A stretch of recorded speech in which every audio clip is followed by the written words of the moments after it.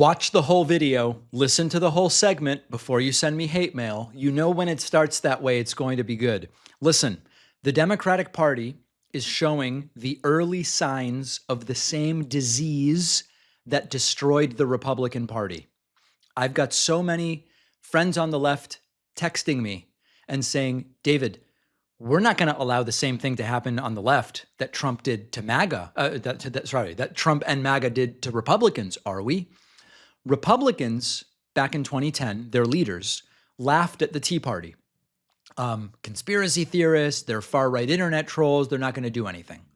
And then the Tea Party took over local organizations, threatened primaries, built their own media universe, and eventually were part of a process that gave us Donald Trump. The left and Democrats can't make the same mistake. There is a small group of far-left extremists gaining influence inside youth groups and party organizations because they spend all day online organizing and enforcing ideological purity and attacking anyone who disagrees. Now, let me be very clear. I am not talking about people who want Medicare for all and affordable housing. I want all that stuff. I'm with all that stuff. I'm a social democrat in the style of Northern Europe. Of course I want those things. These are folks who treat political warfare like a full-time job. And when they can't build their own coalition, they attach themselves to popular causes. They take real concerns about healthcare, housing, police misconduct, and use them to sell what is actually an authoritarian worldview. Now, there are things in DSA, for example, Democratic Socialists of America, that are good and that I agree with. But there's also some stuff in there that I think doesn't make any sense. I saw their new platform promises a country where you have no debt, you pay no rent, no mortgage, you receive publicly funded housing, publicly funded retirement, food, education, energy, medicine, transportation. And it sounds incredible because it is incredible. How would they create it? Government ownership of the largest corporations and of entire industries, universal rent control, abolishing police and prisons and abolishing the Senate and replacing our political system. Some of these ideas are reasonable to a degree. For example, I support universal health care, and I've talked about 4 or 5 ways that we could get to it. I want affordable housing, and I've done a dozen interviews with housing experts on what would and wouldn't work to get us there. I support progressive taxation. We need to collect more taxes from the very rich. Voting rights have been hurt in this country. We need police reform.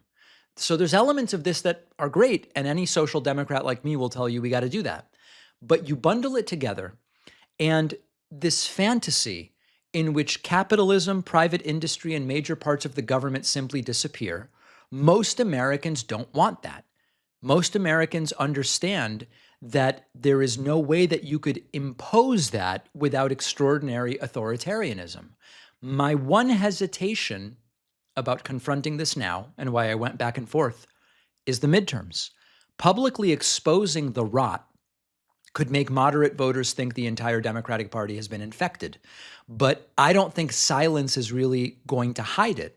I saw a crazy thing from the weekend where there was a college Democrats convention, which I was actually invited to participate in, and I couldn't make it. Hassan Piker was dressed like Mao, and I guess Destiny tried to show up, and he was banned from entering allegedly because the Mao-dressed Piker didn't want him there. Republicans are going to put these clips everywhere. Like, people seem crazy when they see this stuff, and they are going to abolish the police and abolish borders and abolish prisons and play them on a loop for 6 months.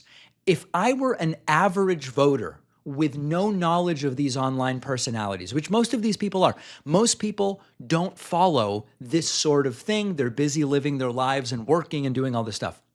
If I were an average voter with no knowledge of these online personalities, I would find these images and a lot of this stuff very alarming. So as I said last week, and so many of you agreed with me, Democrats must act now and intelligently. The centrists don't really do anything, make very milquetoast fringe suggestions that you don't even really push for. Not working. Okay.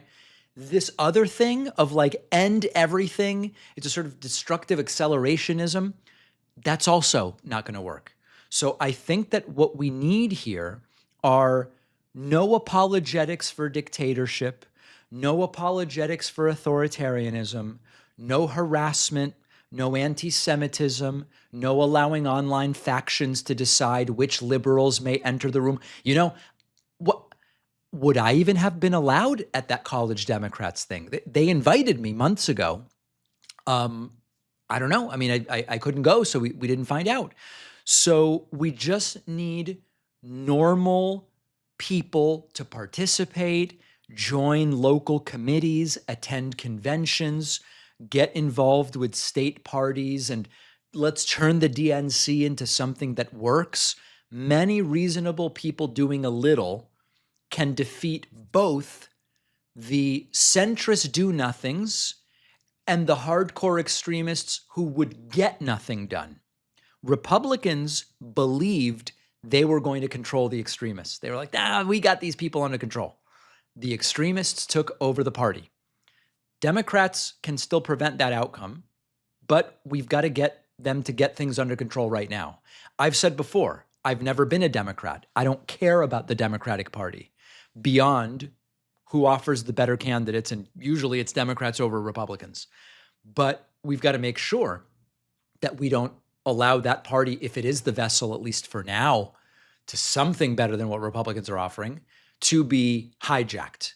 This is about let's include, but not allow any extreme faction to take over.